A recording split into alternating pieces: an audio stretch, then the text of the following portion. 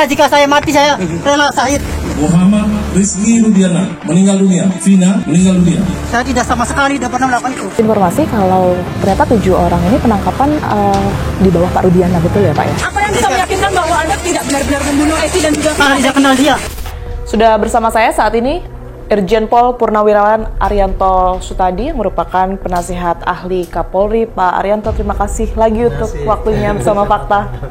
Baik, langsung saja Pak Arianto, saya ingin Anda menanggapi berkaitan dengan bebasnya Peggy 2 pekan yang lalu. Ini kita ketahui memang sudah SP3, tetapi seberapa besar kemungkinan Peggy ini akan kembali dimintai keterangan begitu ya, berkaitan dengan kasus Vina ini secara keseluruhan?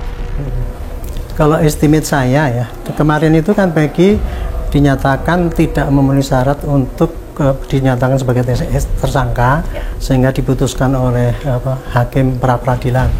Dan kemudian penyidik sudah menaati perintah dari pengadilan, sudah langsung dihentikan dan kemudian sudah dikembalikan, ya, dilepas maksudnya.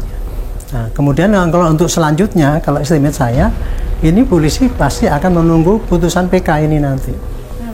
Kalau PK-nya itu nanti ternyata diterima, berarti kan menganulir semua keputusan tahun 2016. Tapi seandainya PK-nya tidak diterima, maka berarti putusan yang dulu itu kan benar. Maka tidak ada kesalahan anggota penyidik waktu itu. Dan tidak ada juga jaksa yang salah meneliti, tidak ada hakim yang salah. Makanya nanti pasti akan dikejar lagi, si Peggy ini akan dicarikan tersangka lagi. Sekalipun kemarin penetapan tersangkanya dianggap tidak sah ya, Pak Arianto? Kemarin itu kan cuma gini loh.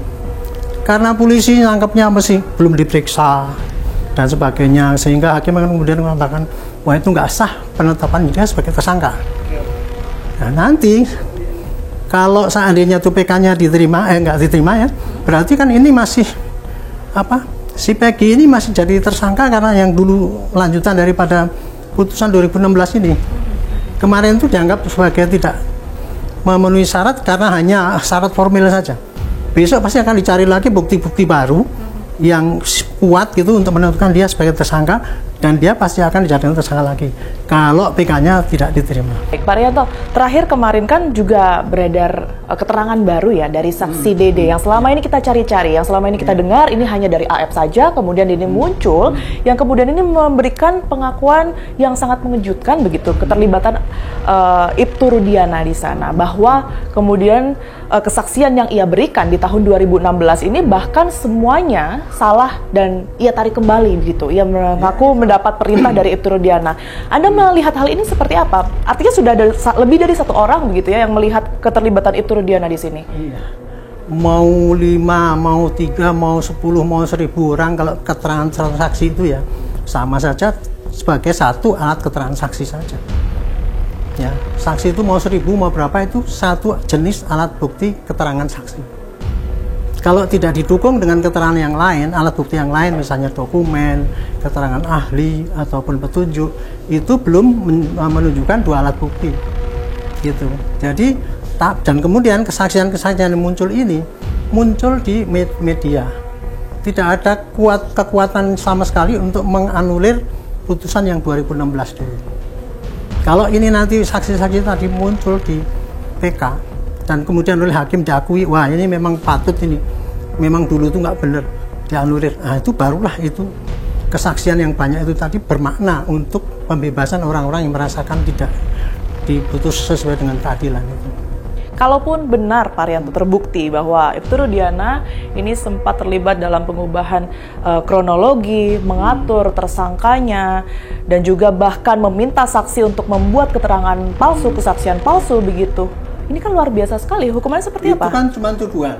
Ya, tapi kalaupun saya benar. Sampai sekarang ya, sorry ya, saya bukan membela polisi yang salah. Tidak ya. Kalau itu memang benar, 1, dia melanggar kode etik, 2, melakukan tindak pidana, dan 3, ya melanggar disiplin. Dan pelanggaran pidana itu nanti bukan berhenti pada pemecatan dan sebagainya, pasti juga pada diperiksa dia sebagai pelaku pidana seperti orang biasa itu. Nanti juga disidangkan lagi gitu untuk menghukum dia itu melanggar pidananya itu.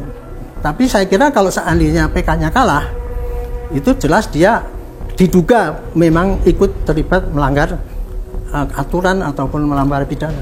Baik, Pak Rianto, terima kasih banyak atas waktu dan juga pandangannya. Sehat selalu. Dari hasil penelusuran tim Fakta, pemirsa, Peggy Setiawan yang memang sudah dibebaskan 2 pekan lalu ini masih memiliki kemungkinan untuk dimintai keterangan atas kasus Vina berdasarkan wawancara kami dengan Irjen Pol Purnawirawan Arianto Sutadi selaku penasihat ahli Kapolri jika memang peninjauan kembali yang diajukan oleh Saka Tatal maupun juga 6 terpidana lainnya ini ditolak.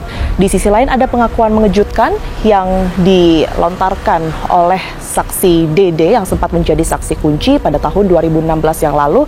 Ia menyebutkan bahwa kesaksian yang sempat diberikan semuanya salah. Namun Irjen Pol Purnawirawan Arianto Sutadi menanggapi hal ini dan menyebutkan bahwa 1000 saksi sama dengan 1 saksi dan hanya bisa dibuktikan dengan hasil peninjauan kembali apakah hasil persidangan di tahun 2016 silam ini sesuai prosedur atau tidak. Saksikan terus Fakta setiap hari Senin pukul 20 waktu Indonesia Barat hanya di TV One.